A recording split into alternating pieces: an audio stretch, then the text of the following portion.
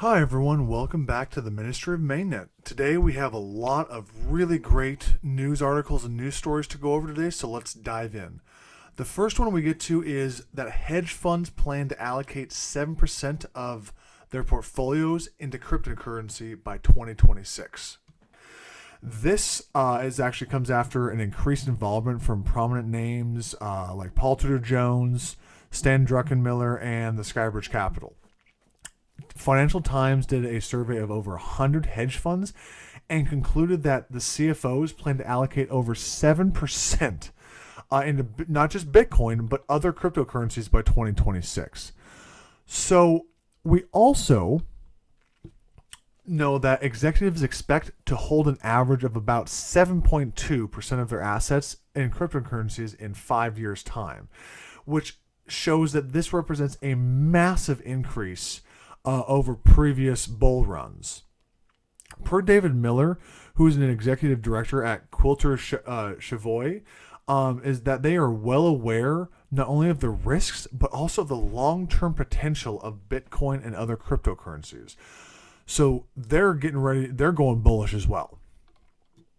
Now, however, there are some analysts out there that are arguing that digital asset purchases still remain limited to clients that have a high risk tolerance.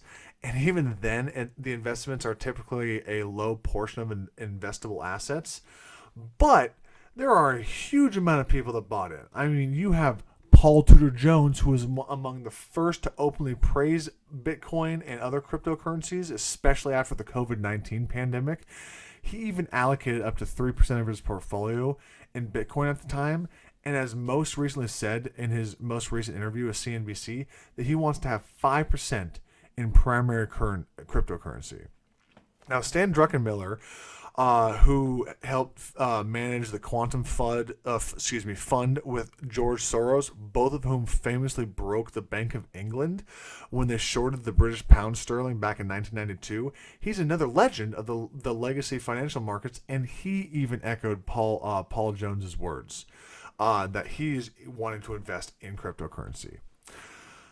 Anthony Scaramucci, who's also the founder of CEO of and CEO of Skybridge Capital, he not just had an initial multi-million-dollar investment into the Bitcoin fund in late 2020, but he also stated that decentralization of cryptocurrencies is helping curb systemic risk amid ongoing potential asset price volatility last Tuesday through Hedge Week.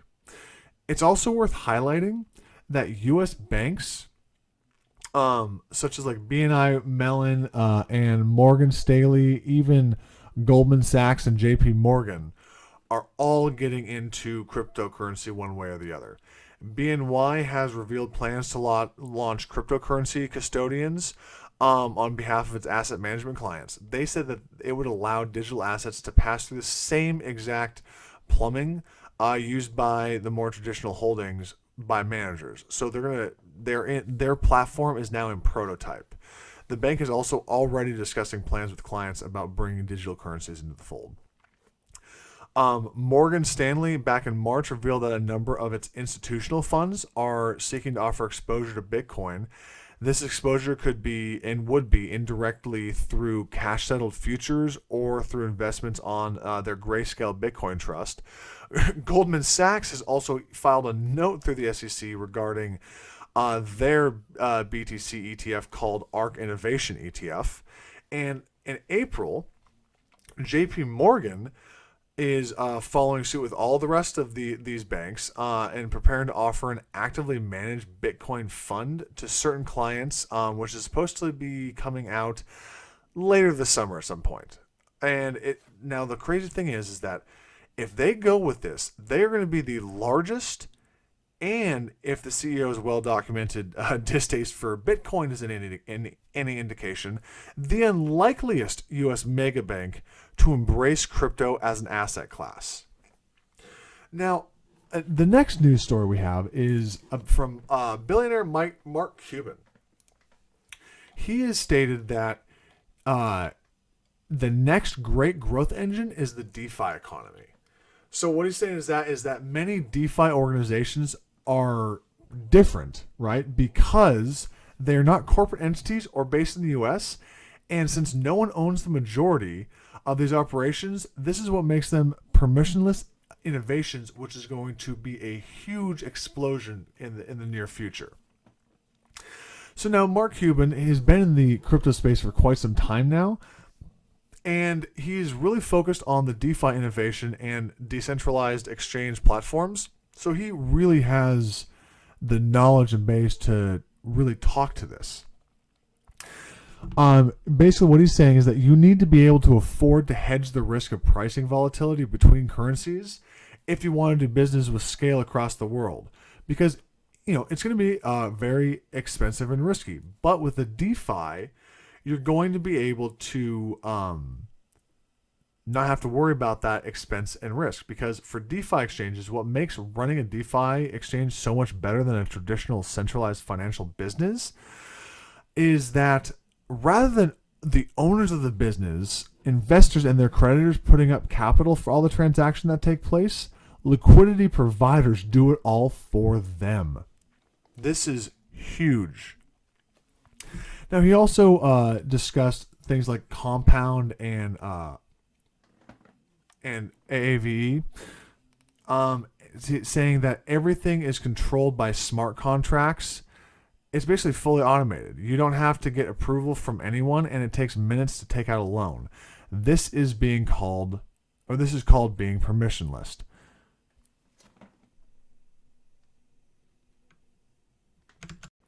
So our next article is going to actually focus on the oft mocked and ridiculed United States Space Force. This branch of the armed forces is announced on Monday that it had partnered with a community-oriented non-fungible token platform, Eternity Chain, to release digital variations and versions of patches and coins designed for the launch of its fifth vehicle in the GPS Block 3. Now, the NFTs will feature the satellite's launch vehicles, spacesuits, and other iconic imagery, and one is even being launched named after Neil Armstrong. And so that's going to be so cool to kind of honor him and honor his legacy of going to the moon, which, I mean, come on, let's be real. Everybody in the cryptoverse, we're going to the moon. We can all thank Neil Armstrong for that one.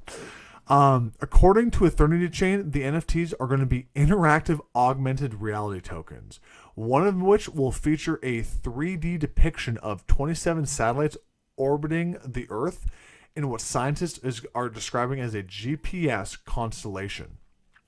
Opening bids for the satellite NFTs will start at about $1, with collections containing 25 to 100 pieces and ranging from about $100 to $1,000. Now, this is actually a historic opportunity for the NFT and blockchain space to push the medium forward and commemorate a moment both technologically and futuristically. We can now put this launch and Neil Armstrong's historic achievements on an immutable ledger and memorialize and tokenize it on an NFT that the public can participate in. This is what the Eternity Chain CEO Nick Rose said as part of that assessment. They are going to honor Neil Armstrong's legacy as well as create another strong NFT. Our last article is not about a strong coin. It is about Ethereum Max and Kim Kardashian. Now, I know this is the one you've all been waiting for, so let's just dive in and get it over with. This coin is the classic pump and dump coin. And honestly, there was even a price dump right after Kim posted her Insta story about Emax. So basically, her Insta story was about, are you guys into crypto? And then she goes into, this isn't financial advice. Somebody told her about it. But here's the crazy thing. That right there, this part right here, that says ad. That is a paid promotional ad. So not only is Kim Kardashian posting about a poop coin, she got paid to post about a poop coin. So just to let you know, there are a million of these type of poop clone coins out there. So just be careful. I don't want anyone to lose money on these coins because there are a lot of these types of coins that prey on investors that are either new to the cryptoverse or still aren't. They're in it, but they're not completely familiar with it. So just please take care and do your research. That's the biggest thing on these coins before you do anything. Now I gotta ask, would you have bought Kim's coin? Let me know in the comments below. I just want to see how many people would actually have potentially bought this, because she does have more than 210 million Instagram followers. So, if there was money put into it, might have been actually able to do something. So let me know in your comments below what you would have done. So again, thank you so much for listening.